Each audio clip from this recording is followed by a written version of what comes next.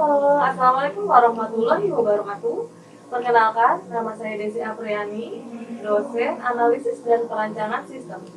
Nah, di pertemuan 1 kali ini, saya akan menjelaskan apa itu sistem atau definisi sistem. Nah, jadi teman-teman di sini udah pada tahu belum sistem itu apa? Sistem adalah suatu jaringan kerja, prosedur-prosedur yang saling berkumpul bersama-sama untuk melakukan kegiatan atau untuk melakukan sasaran yang tertentu. Nah, itu untuk definisi sistem. Sekarang kita ke prosedur. Apa itu prosedur? Prosedur adalah urutan-urutan operasi yang biasanya melibatkan beberapa orang di dalamnya satu atau lebih departemen yang diterapkan untuk menjamin penanganan yang seragam dari transaksi-transaksi bisnis yang terjadi. Nah, jadi prosedur itu termasuk ke dalam sistem. Kita lanjut ya, untuk sistem itu ada apa aja sih? Sistem itu terdiri dari 5. Yang pertama, saya sebutkan ini ya, untuk jenis-jenis sistem. Itu ada 5. Yang pertama itu adalah TPS. Apa itu TPS? TPS adalah Transaction Processing System. Nah, yang kedua itu adalah MIS. Apa itu MIS? MIS itu adalah Management Information System. Dan yang ketiga itu adalah FOS. FOS atau Virtual Office System. Dan yang nomor 4 itu ada DSS. Apa itu DSS? DSS itu adalah Decision Support System. Dan yang terakhir, yang poin nomor 5 itu adalah IRP. Apa itu IRP? Enterprise Resource Planning System. Nah, sekarang saya mau menjelaskan yang TPS ini ya. TPS adalah sistem komputer yang didesain untuk mengolah transaksi yang tidak hanya terbatas pada mengolah database, namun melakukan pengolahan beberapa operasi transaksi.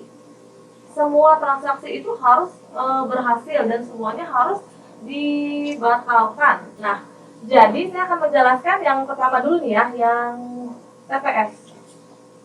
TPS atau Transaction Processing System adalah sistem komputer yang didesain untuk mengolah transaksi yang tidak hanya terbatas pada database, namun melakukan pengolahan beberapa operasi transaksi di mana semua transaksinya itu harus berhasil dan semuanya harus dibatalkan atau semuanya itu nggak boleh dibatalkan. Nah, itu yang Transaction Processing System. Nah, lanjut saya sekarang akan menjelaskan yang ini ya, yang MIS. Apa itu MIS atau Management Information System? Nah, MIS itu adalah sebuah sistem terkomputerisasi yang melakukan pengolahan data agar datanya dapat digunakan oleh user yang terkait. Itu untuk definisi yang MIS ya. Selanjutnya saya akan menjelaskan yang poin ketiga, yang FOS atau Virtual Office System. Nah, apa itu Virtual Office System?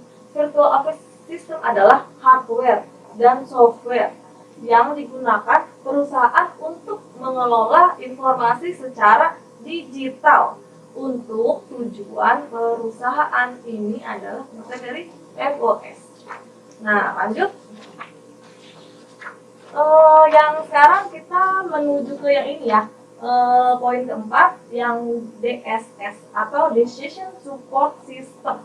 Nah, yang biasa kita kenal adalah DSS. Apa itu DSS?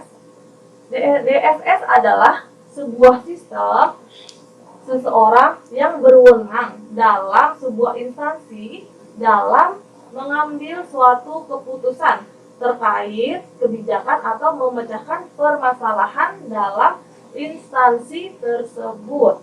Nah, jadi suatu pimpinan ya yang biasanya mengambil keputusan itu adalah DSS. Lanjut kita ke IRP atau Enterprise Resource Planning System. Nah, apa itu IRP? IRP merupakan integrasi ya IRP. IRP merupakan integrasi dari semua subsistem yang digunakan dalam semua perusahaan, bisa terdiri dari FOS ini, bisa terdiri juga dari MIS, bisa terdiri juga dari TPS, dan lain-lain. Ini adalah IRP. Oke, nah tadi kan kita sudah membahas jenis-jenis sistem, ya ada 5. Sekarang kita lanjut ke sistem analis. Sistem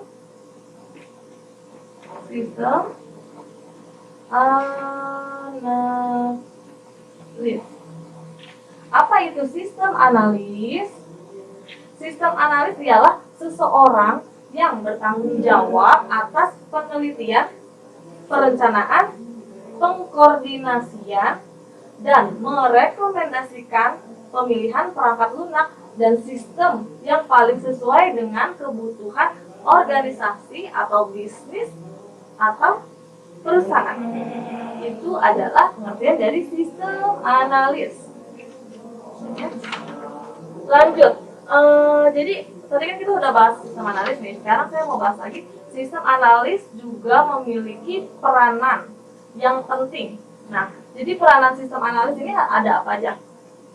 Nah, yang pertama itu, sistem analis itu bisa mengenali beragam persoalan dari penggunanya.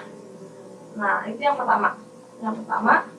Terus sekarang yang kedua, sistem analis itu bisa memastikan secara benar mengenai tujuan yang perlu diperoleh supaya bisa melengkapi keperluan penggunanya. Itu fungsi sistem analis ya, memastikan. Terus yang ketiga, terus sistem analis itu bisa mempunyai cara pilihan dalam menyelesaikan persoalan pada sistem. Yang keempat, sistem